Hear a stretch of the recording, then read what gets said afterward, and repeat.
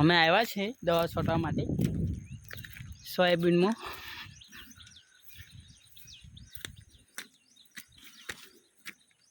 અમારું સોયાબીન બહુ વરસાદના લીધે બગડી ગયેલું છે થોડુંક બરાબર, એટલે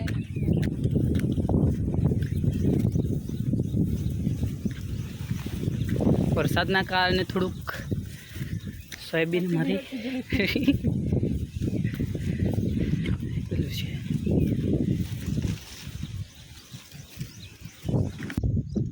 વિષ્ણુભાઈએ ચાલુ કરી દીધું છે છોટવા માટે।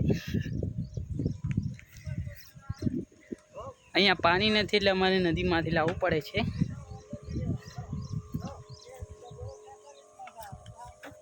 એટલે બે ચાલે છે કે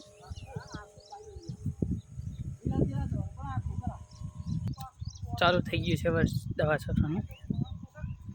વરસાદના કારણે બરાબર સોયાબીન શું નથી બરાબર, આ માટે ઘાસની દવા છાંટીએ છીએ।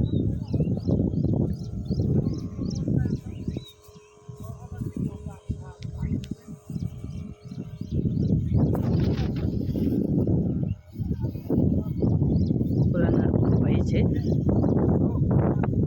સંજયભાઈ, રૂમભાઈ બી છોટે છે આપણે।